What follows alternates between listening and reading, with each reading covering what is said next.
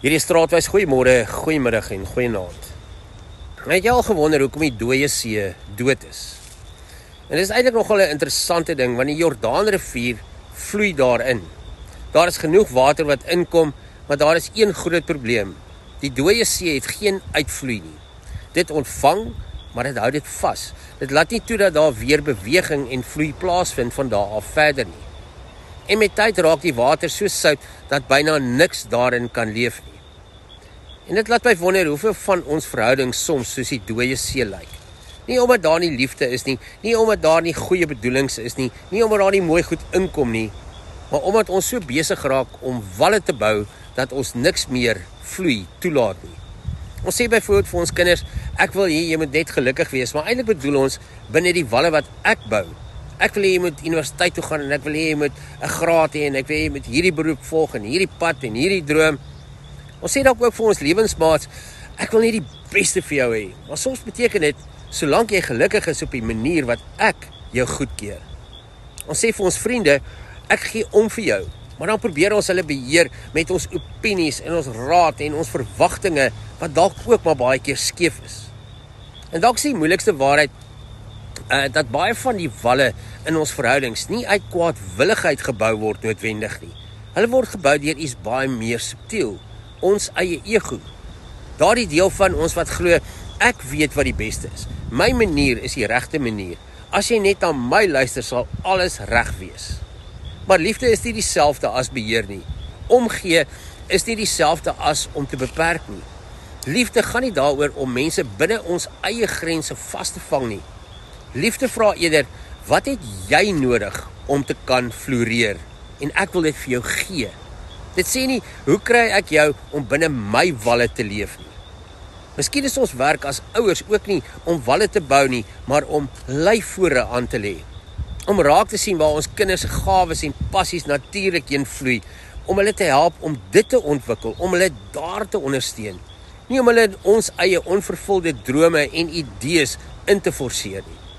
Miskien is ons werk as lewensmaats nie om mekaar te beheer nie, maar om aandagtig genoeg te wees om te vra, wat laat jou geliefd voel? Wat bring vir jou vreugde? Hoe kan ek jou help om meer jouself te wees? Miskien is ons werk as vriende nie om altyd die slimste raad te gee nie, maar om soms net teenwoordig te wees, om te luister, om saam te stap. Want mense het nie altyd die oplossings nie. Hulle soek nie oplossings nie. Hulle soek dikwels net iemand wat nodig het dat iemand werklik omgee vir hulle. En niemand het dit mooier geleef as Jesus nie. Dink net hoe dikwels het hy geluister. Hoe dikwels het hy gevra en gesê, wat wil julle hê moet ek vir julle doen? Wat wil jy hê moet ek vir jou doen? Jesus het nie net aangeneem, hy weet wat mense nodig het nie. Hy het geluister, hy het mense raak gesien. Hy het die ruimte geskep vir mense om te groei, om te genees en te floreer. Hy het nie walle gebou nie, hy het leifvore gegrawe. Hy het die vrou by die put waardigheid gegee. Die blindes het hy gehoor. Hy het die kindertjies nader genooi na hom toe. Hy het die tollenaars raak gesien. Hy het mense die lewe gegee. En tog sê ek en jy so maklik, ek gee om, of ek het jou lief. Maar hoeveel keer beteken dit eintlik op my terme, op my manier, binne my walle? Dalk is ware liefde nie om te besluit wat die beste vir ander is nie. Dalk is ware liefde om mooi te luister na wat hulle van ons vra, wat vir hulle belangrik is. Om soms minder te praat en meer te luister. Want wat vat dit werklik van jou om vir jou lewensmaat te gee wat sy nodig het? Wat vat dit van jou om jou kind te ondersteun in dit wat sy hart gelukkig maak? Wat vat dit van jou om jou vriend die ruimte te skep om sy eie reis te stap? Meestal net een ding, dat jy van jou eie ego se wal afklim. Want die ironie van die lewe is dit, hoe meer ons mense probeer beheer, hoe meer raak verhoudings brak.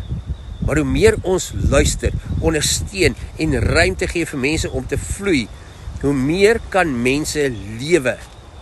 Johannes 10 vers 10 sê, ek het gekom sodat hulle die lewe kan hê en dit in oorvloed. Jesus het nie gekom om ons in te hok nie, hy het gekom om die lewe moontlik te maak, oorvloedige lewe, vloeiende lewe, 'n lewe wat groei.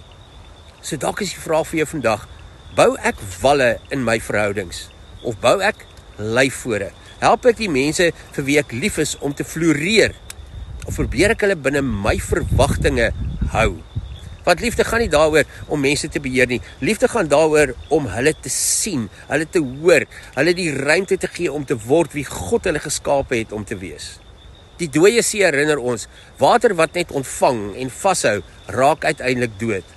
Maar waar daar vloei is, waar daar beweging is, waar daar ruimte is, daar is die lewe. So dalk moet ons net ophou om so baie walle te bou en meer lyfvore grawe, want dis wat liefde doen en dis hoe Jesus lief gehad het. Ek hoop jy dag is lekker en tot ons weer saam stap. Mooi loop.